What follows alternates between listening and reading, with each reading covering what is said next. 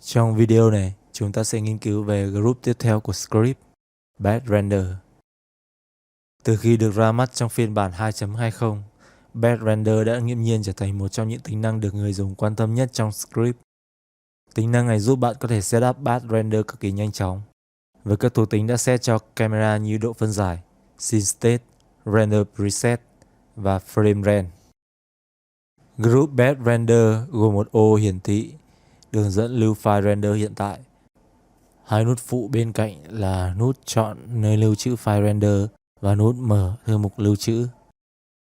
Bên dưới là các nhóm nút để thao tác. Hai nút đỏ đầu tiên là Batch Render và Batch Graph Viewport. Script đã đặt sẵn các setting tối ưu, vì thế các bạn có thể bắt đầu xuất ảnh ngay nếu muốn. 6 nút còn lại là các setting nâng cao dành cho Batch Render nếu bạn muốn tùy biến sâu hơn. Phần đầu tiên là chọn nơi lưu file. Lưu ý rằng ô đường dẫn này không thể nhập chữ được, mà chỉ có thể dùng để hiển thị nơi lưu file render. Bạn chỉ có thể thay đổi nó bằng nút 3 chấm. Khi tôi click vào nút 3 chấm, một bảng chọn sẽ hiện ra. Tôi sẽ chọn tới thư mục tôi muốn lưu file. Ví dụ ở đây là C-Smart Camera View. Bấm OK, bạn sẽ thấy đường dẫn này được cập nhật ngay lập tức. Ngoài ra, các bạn có thể kết hợp các nút như Ctrl, Shift hay Alt để chọn các loại thư mục lưu file khác nhau. Ví dụ như Ctrl và Click sẽ set đường dẫn mặc định. Alt và Click sẽ dùng đường dẫn của Project 3D Max. Các bạn có thể di chuột vào nút để xem tooltip hướng dẫn. Bên cạnh đó, các bạn cũng có thể thay đổi đường dẫn mặc định cho Batch Render, tức là đường dẫn khi bạn Ctrl Click bằng cách bấm chuột phải vào nút này. Một bảng chọn thư mục mặc định sẽ hiện ra, các bạn chọn tới thư mục mong muốn. Lưu ý rằng việc chọn thư mục mặc định này sẽ không ảnh hưởng đến đường dẫn hiện tại. Như đã nói ở trên, bạn có thể sử dụng đường dẫn mặc định bằng cách giữ Ctrl và bấm Click. Nút tiếp theo là nút mở thư mục xuất ảnh. Khi click vào nó sẽ mở thư mục đang hiển thị trong phần đường dẫn. Tương tự với các nút Ctrl, Shift và Alt kết hợp, nó sẽ mở các thư mục tương ứng với các lệnh hành động của nút 3 chấm. Các bạn có thể xem tooltip để tìm hiểu thêm. Tiếp đến là nhóm nút chức năng. Như đã nói ở trên, hai nút đầu tiên là hai nút bắt đầu với hai hành động batch khác nhau. Nút đầu tiên là Batch Render, như tên gọi, nó sẽ render tất cả các camera trong scene hiện tại với setting các bạn đã đặt cho nó. Ví dụ ở đây, tôi sẽ chọn hai camera đầu tiên. Khi tôi click vào nút Batch Render, script sẽ render cho tôi hai view này và sau đó lưu vào thư mục mà tôi đã chỉ định. Ở đây do tôi dùng hai màn hình cho nên cửa sổ render đã xuất hiện ở màn hình còn lại. Sau khi render xong, tôi sẽ bấm vào nút mở thư mục kết xuất. Hai view render đã render xong cho tôi với đúng scene state của nó. Để render nhanh tất cả các camera, giống như nhiều nút khác, các bạn có thể giữ Shift và sau đó click vào nút Batch Render. Toàn bộ các camera trong scene sẽ được render với đúng scene state của nó.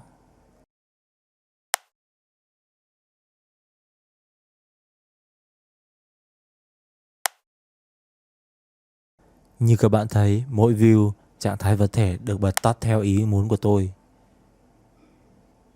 Sau khi render xong, tôi sẽ mở thư mục kết xuất.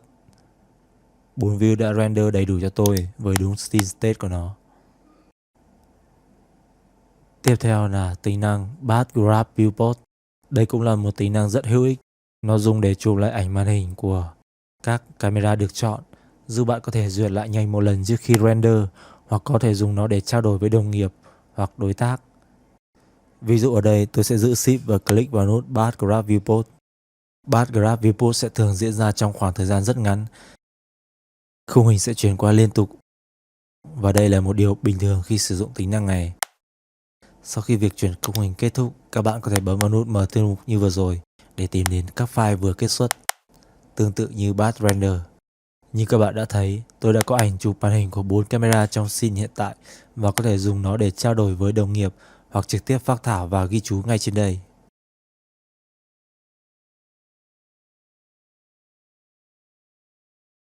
Sáu nút tiếp theo là các setting dành cho Batch Render và Batch Graph Viewport. Hai nút đầu tiên là đặt tên tùy chọn và định dạng xuất ảnh tùy chọn.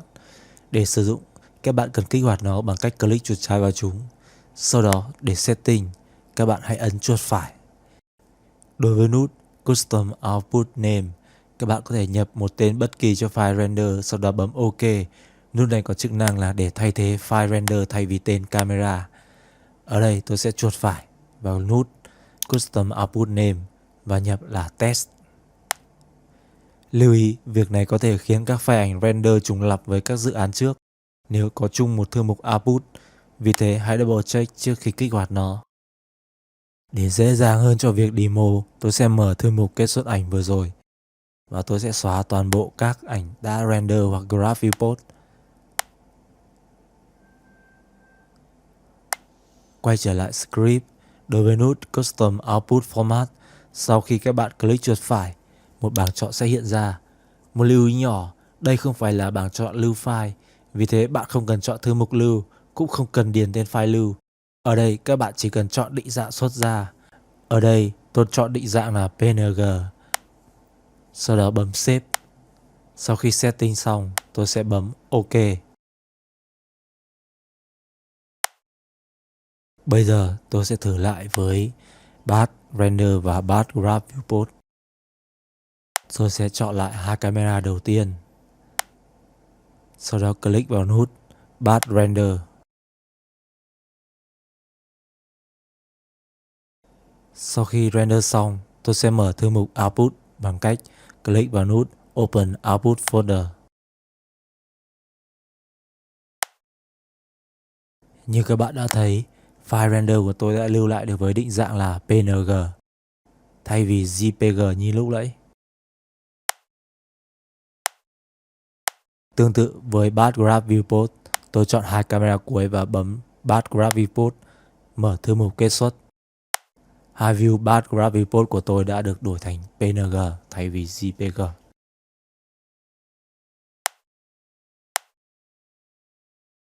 Nút tiếp theo là Auto Open Output Folder. Khi kích hoạt, nút này có tác dụng tự động mở thư mục xuất ảnh ngay sau khi render hoặc Graph Viewport xong. Tôi sẽ thử kích hoạt nút này và chọn một camera trong danh sách. Sau đó Batch Render bằng cách click chuột trái vào nút Batch Render. Sau khi render xong, thư mục lưu ảnh sẽ được tự động mở ra cho tôi, mà tôi không cần bấm Open Output Folder. Điều này đương nhiên cũng hoạt động với cả Batch Graph Viewport. Khi tôi Batch Graph Viewport xong, script sẽ tự động mở thư mục kết xuất cho tôi. Ở đây tôi sẽ xóa các file vừa render xong và bấm X để quay lại script. Nút tiếp theo là nút Use Default Batch Render. Khi kích hoạt, nút này có tác dụng mở trình Batch Render mặc định của 3D Max lên sau khi setting xong mọi thứ, thay vì trực tiếp render. Điều này giúp bạn có thể có một cái nhìn tổng quan về những file sắp render và có thể kiểm tra nhanh các lỗi nếu có. Tôi sẽ thử kích hoạt nó và bấm Shift cộng nút Batch Render để render toàn bộ camera list. Các bạn thấy trong Batch Render mặc định của 3D Max, tất cả các view đã được setup sẵn cho tôi cùng với Scene State, Render Preset và Frame Range. Tôi sẽ kiểm tra lại các view này trước khi bấm Render. Điều này sẽ giải quyết vấn đề về tên camera quá dài. Các bạn có thể kiểm tra bằng bảng này, sẽ thuận tiện hơn nhiều. Nút tiếp theo đó là nút Create Sub Output Folder. Nút này dùng để tạo các thư mục con chứa ảnh render trong thư mục chính. Ví dụ như khi bạn muốn lưu ảnh render tại thư mục chứa file 3D Max, nhưng muốn lưu trong một thư mục con tên là render chẳng hạn. Tôi sẽ kích hoạt tính năng này, mặc định nó sẽ tạo một thư mục con với tên là ngày tháng hiện tại. Tôi sẽ click chuột phải vào để điều chỉnh nó. Ví dụ, ở đây tôi sẽ điền là output. Các bạn thấy ở ô xuất file, thư mục output đã được thêm vào tên đuôi. Kể cả khi tôi chuyển sang các thư mục khác, phần output này vẫn sẽ được tự động thêm vào. Nó đương nhiên hoạt động với tất cả các tính năng trong phần chọn thư mục kết xuất ảnh. Ví dụ như khi Ctrl click, Shift click, Alt click, nó cũng sẽ tự động thêm thư mục output vào. Nút cuối cùng là Auto Hide Icon. Tính năng này được thiết kế dành riêng cho Batch Graph Viewport. Nó sẽ tự động ẩn camera và đèn trong file nếu có. để việc quan sát viewport được dễ dàng hơn cho việc trao đổi và phác thảo. Ví dụ, ở đây, khi tôi không dùng tính năng này, tất cả các đèn và camera vẫn còn hiện hữu trong ảnh xuất ra.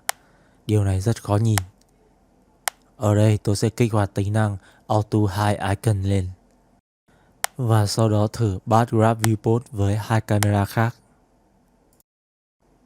Thư mục xuất ảnh sẽ được tự động bật lên cho tôi. Và ở đây các camera và đèn đã biến mất.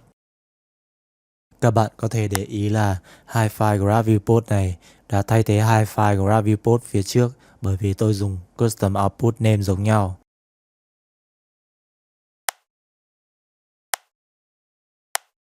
Đó cũng là tính năng cuối cùng trong mục Path Render mà tôi muốn giới thiệu với các bạn. Chúc các bạn thành công.